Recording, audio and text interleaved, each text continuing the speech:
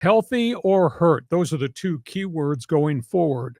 Lakers have just roared into the playoffs. They've won 11 of their last 14 as they stormed to the finish line. Then, when they needed road victories, they beat New Orleans twice on their floor to get there. LeBron James has averaged 33 points a game down the stretch.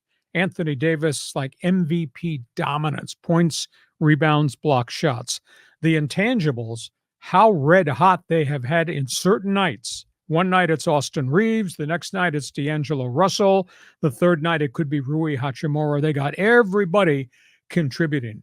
You know, in the history of the Lakers, Kobe Bryant, Lakers, Magic Johnson, Lakers, all those great players, D'Angelo Russell just broke the single-season record for three-point shots made in a season on a franchise that Kobe Bryant ran. Really? Think about that. Wow. Yeah, DAR has had himself quite a situation. Here's a question I have going forward. You know, now they're getting ready to start this series against Denver. 5 games and maybe 8 nights. We know that when LeBron and AD play downhill, when they are so physically dominant, they're not the same player the next game. When you play 5 games in 8 nights, best of 5 series to start this thing, that could be a real problem for the Lakers. And they got to go to Denver. Denver's averaging 114 points per game. Denver's hitting 37% of their threes. Denver, 44 rebounds a night.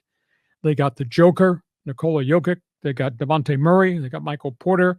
And they got 2 old dogs at guard, Kentavious Caldwell-Pope and Reggie Jackson. They got a lot of firepower in Denver. Denver, second best home record NBA, 33-8. Denver at home, John, 118 points per game, shooting 52% from the floor at home. Wow. There. Lakers are only 19-21 on the road. Lakers are averaging 118 but giving up 117. Denver's got firepower. Denver's got experience. Denver's got depth. And Denver's got altitude on their side. Superman's going to need to show up every night for these road games in Denver. That's my concern. Lakers can do it one night, but because they play downhill and those guys play so hard, they can be able to do it in a 5-game series. And John Riley says, yeah, that was amazing. I mean, the way that game went, but I was just captivated by Zion Williamson in that game. I don't know exactly what it is, but the proportions of his body are a little different. I don't know if he's got a long torso or shorter legs or something, but that guy was fast. He had 40. He had 40 before he got hurt. But the game before, when they needed to win it to finish up in the standings, he was a no-show, got all freaked out, fell apart. I mean, I think he's finally learned what it is to be a pro, because up until this season, I thought he was a bum. He was chronically overweight. He was not a team player. His game was not polished. And the Lakers kicked their ass in the NBA mid-season tournament. And from that point on, he threw a switch. He lost weight. He became a much better player. But yet, here we are. We see the 40-point night he had in the final game, the play-in game against the Lakers. They lost. Game before, he was hard. He wasn't putting out. There was no effort at all. So, which is a real Zion Williamson? I think he's close to being a pro, but right now, sometimes you look at him and say, that's not how pros act. No, he's just a little bit of an odd duck, and he hurt himself. And when he came out of the game, that was a huge advantage for the Lakers. And he can't play now in their next play-in game. They have one more chance to get into the playoffs with a play-in game, and he can't play. Hamstring. Unbelievable. But how about D'Angelo Russell hitting that 3 right by the Pelican bench? That's called dagger. Yeah, and just giving the bench some of his business. That was fantastic. Well, he's changed his approach, and he's changed my attitude about him, because I was tired of the act, the yapping and going 3 for 13 and all that. He's had more really good games than he's had bad games. And of course, he's playing for his next contract.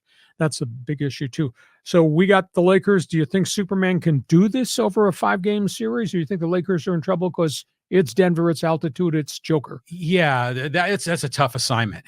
And the way those guys are so getting old. I mean, even last night in that 76er game, Joel Embiid was like, hanging on. He was so tired and exhausted. So imagine what LeBron and AD are feeling. I've got my money on the Nuggets here. I don't see the Lakers going on another magical run like they had last year. Okay, we got the Clippers. They're at the other end of the spectrum. They're hurting. And this is really bad, because this team was built to get to the NBA Western Finals, and maybe this is the year.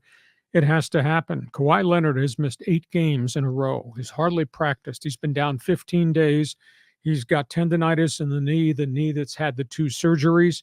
They don't know. He's got very limited practice time. He practiced Tuesday, practiced Wednesday, very limited. They don't know how many minutes he can play. If he's not on the floor, it's not the same team. And now James Harden has got a foot soreness issue, and he's trying to play through it, but he's not as explosive as he was. I just don't know that Paul George can do this by himself. He's had a couple of magnificent games, but if the other two are not what the other two have to be, then George is going to get boxed into the seats. He's not going to be able to get his shots.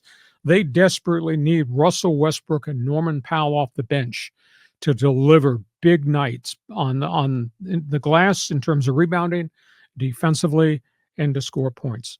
And they got to play Dallas. Dallas, 50-win season. Dallas, Luka Doncic, 33 per game. Kyrie Irving, 26-point games. Tim Hardaway and PJ Washington, an additional 26 a night from those guys. Mavs are averaging 117 per night up and down the floor, 37% on threes, 48% shooting from the floor. They go get rebounds.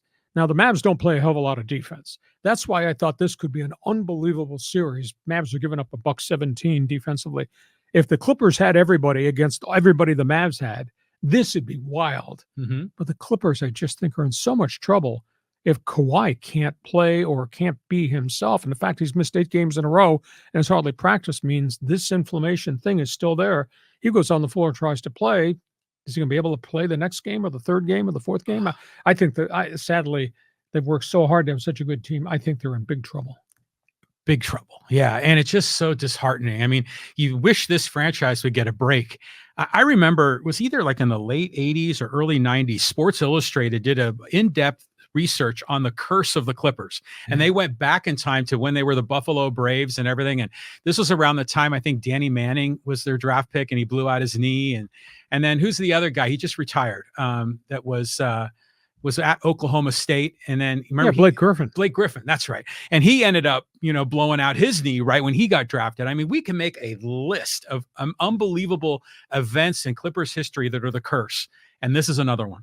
Going into the playoffs, you got Harden, you got Paul George, and now Kawhi is hurt. So are we going to see him play, or is he definitely out? They're hiding their whatever's going to happen to their vest. They're not telling the media anything. I just don't think if he's hardly practiced for 15 days because this thing keeps flaring, how's he going to pound up and down the floor? And he's going to play 8 or 10 minutes? That's not going to make a difference. So it's too bad because constructed on paper, you looked at roster at the beginning of the season, you thought, wow, this is going to be really good. One other basketball